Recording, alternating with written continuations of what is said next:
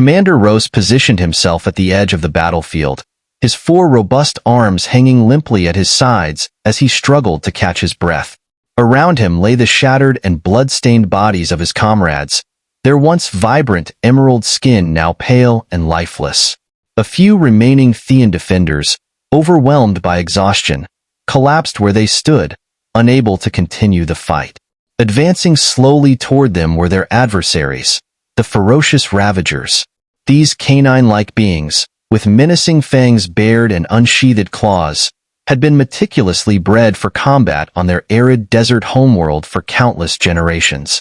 They possessed stamina and a thirst for battle that were unparalleled in the known galaxy. The conflict had lasted only a few hours according to Galactic Standard Time, but to the Theans, it felt like an interminable ordeal far beyond their capacity for sustained, intense combat. Despite being naturally formidable fighters with broad chests and 4 arms protected by durable reptilian skin, the Theans had physical limits that the Ravagers seemed to transcend effortlessly. General Zack watched in despair as yet another of his soldiers fell lifeless to the red sand below, his throat savagely torn out by the jaws of a Ravager beast. The Thean military, long proud and undefeated, was now facing the grim reality of potential annihilation. The nightmare of the Ravagers, with their bloodlust visible and their predatory yellow eyes, closed in menacingly.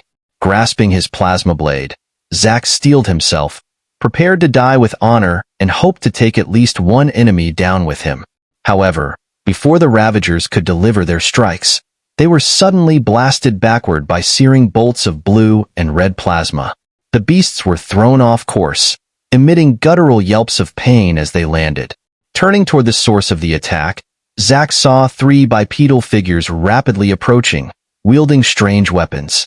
Clad in form-fitting suits of glossy black material and wearing reflective helmets that obscured their faces, he instantly recognized them. The Freelancers, a group of mercenaries secretly hired to potentially change the course of this desperate war. When initial reports of the Ravager horde emerged, depicting them spilling from the mountains like a swarm of locusts, the High Command had been dismissive. Theoria, with its storied history of formidable warriors, considered the Ravagers mere nuisances that could be easily repelled. Only General Zack had expressed grave concerns, understanding that the Thean military, despite its valor, was ill-equipped to withstand a full-scale invasion by these insectoid Ravagers, beings bred as living weapons, as relentless and unyielding as the harsh desert world from which they hailed. His warnings, however, were ignored by the High Command until the Ravagers' devastating first assault upon their planet. As panic quickly took hold, emergency resources were swiftly allocated for the recruitment of off-world mercenaries. Confidentiality agreements were signed, cloaking the desperate sums Theoria was willing to dispense to reverse their dire circumstances. Responding to the urgency, teams from Earth, known across the galaxy for their formidable combat skills, were rapidly mobilized.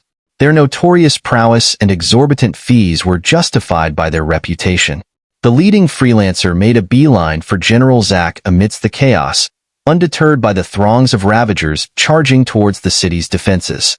With calculated precision, the figure raised its rifle and dispatched 3 rapid plasma bolts, each striking a Ravager poised to breach the last lines of Thean defense. Zack observed as the 2 other human mercenaries expanded their positions to the flanks, advancing with a composure unmatched by any of his known troops, even at their peak. Despite the prowess of the Vanguard Legion, known as one of the most lethal military units in the system, these human mercenaries moved with the lethal grace of apex predators, expertly honed for combat. Their coordinated plasma volleys were executed with a speed and accuracy that the Ravagers could neither dodge nor retaliate against. Within moments, numerous Ravager beasts were felled, their cries piercing the air as they were unexpectedly overwhelmed by this fierce onslaught.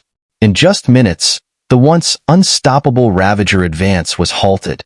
Decimated and halted, the remaining attackers, now lacking any coherent strategy, moved erratically. They attempted to regroup and find vulnerabilities in their unexpected adversaries. Their usual tactical discipline crumbled under the shock of facing opponents who defied their predatory instincts. These beings were impossibly adept at delivering swift and devastating strikes. For the first time in memory, the Ravagers experienced the terror of being hunted, their usual role as predators upended. Driven by both desperation and fury over their losses, they frantically sought any opportunity to retaliate. However, they faced a new kind of enemy, an enemy whose mere presence on the battlefield had altered the dynamics of predator and prey. A colossal Ravager Alpha, larger and more menacing than the rest, suddenly surged forward. It broke ranks and charged directly at the lead human, its gaping maw ready to strike. The beast moved in a swift red blur, only to collide forcefully with the human's armored frame. Remarkably, the human pivoted with astonishing speed to confront the Ravager head-on. The impact barely fazed the figure. In the blink of an eye, they drew and fired a burst of high-energy rounds point-blank into the torso of the Alpha. The Ravager's violet blood mixed with fire as the beast was hurled backward, its body trailing smoke and vital fluids. The fall of their Alpha triggered a primal fury among the remaining Ravager pack, prompting them to charge en masse toward the humans. Yet the freelancers responded instantaneously, pivoting to face the onslaught with unwavering resolve. There was no trace of fear or hesitation as they brandished their plasma rifles and armored fists with deadly precision. Engaging in combat that was both disciplined and ferocious, their movements were seamlessly coordinated, a level of teamwork no Thean could rival. The Ravagers, though relentless, were no match for the humans, who had evidently evolved into apex predators in their own right. Cunning, fierce, and utterly merciless in combat, the freelancers met the onslaught of insectoid warriors head-on, engaging in brutal close-quarters combat undeterred by the overwhelming numbers or personal risk. Ravagers screeched and fell in droves, broken by the humans' formidable assault. Commander Rose watched in awe as the body count climbed. 30, then 50 Ravagers lay defeated in a gruesome tableau of violet blood and scattered remains. Despite sustaining injuries, the two humans continued their aggressive push, supported by their unwounded comrade leading the charge. The Ravager pack, overwhelmed and outmatched, finally succumbed to panic, retreating toward the city's outskirts in disarray.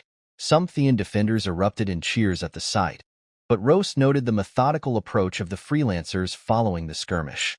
They paused briefly to ensure each Ravager was indeed dead, then regrouped and moved towards him, their weapons still primed and eyes scanning for any remaining threats.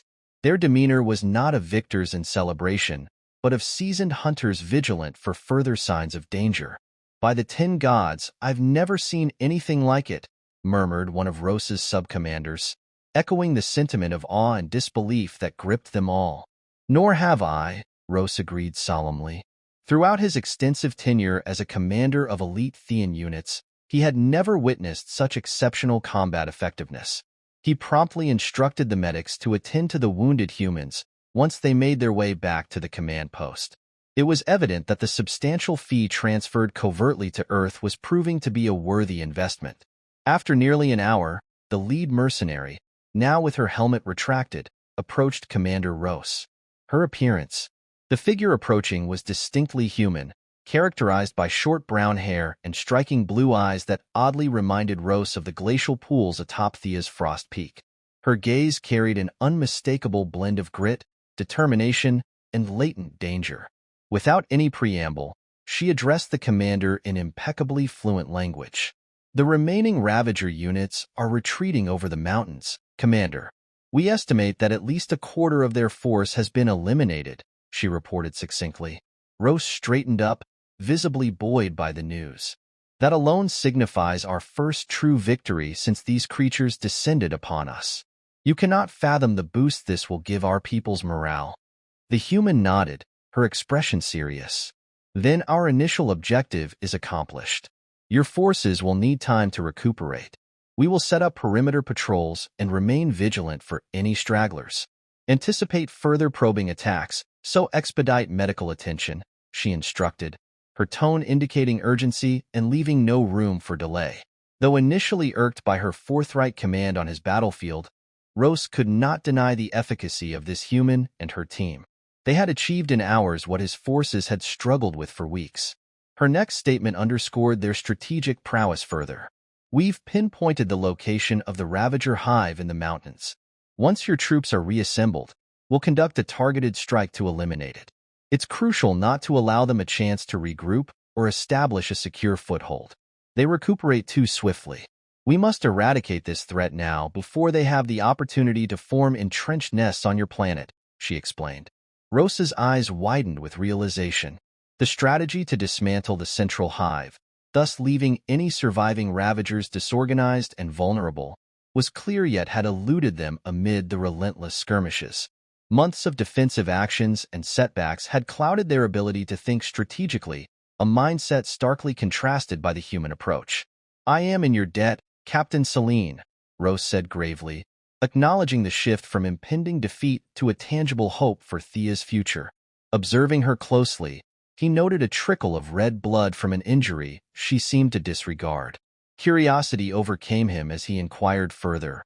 "Might I finally ask, what are your people truly called?" The female glanced towards her two associates, conferring briefly at a distance. Turning back to face Commander Rose, a subtle, fierce smile briefly crossed her features. Her icy blue eyes reflected a formidable inner fire that sent an involuntary shiver through the veteran Thean commander. "We are humans, Commander Rose. Tell your people that much at least. Remember it well, for both today and tomorrow," she declared with firm resolve. With no further elaboration, she turned and rejoined her team. Rose watched them depart, a profound realization settling in his war-hardened bones. A realization that he had perhaps glimpsed the future axis upon which the galaxy itself might pivot. Among his weary soldiers, whispers of awe spread rapidly about the enigmatic bipedal saviors. These humans exhibited a supernatural blend of speed, strength, and resilience unmatched by any Thean or Ravager. Their fearless demeanor and sustained vigor throughout hours of relentless combat starkly contrasted with the quick fatigue of even the most elite Thean warriors. Rumors were one thing, but the reality Rose had witnessed was another entirely. After today, he harbored no doubts. The trajectory of all civilizations might soon orbit the formidable ambitions of these seemingly unassuming yet profoundly exceptional beings. Their physical prowess was daunting, their strategic acumen and cunning extraordinary, their adaptive resilience unparalleled, and their indomitable will and determination unmatched in the known universe. As the freelancers silently resumed their patrol, disappearing from sight, Rose's gaze lingered on the blood-red disk of his home, star dipping below the distant mountains. He pondered what new challenges and opportunities the next day might bring for Thea and all other nations now drawn into humanity's expanding sphere of influence. A significant shift was occurring in the cosmos on this day, a fact Rose felt deeply in his core.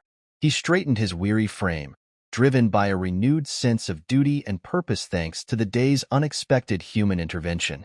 Tomorrow still harbored dangers, but it also heralded a revived hope, a stark contrast to the relentless decline previously endured. Committed to acknowledging this newfound hope, Rose resolved that Thea would somehow reciprocate the invaluable aid they had received, regardless of the eventual cost. This day had turned the tides, and for that, he was profoundly grateful.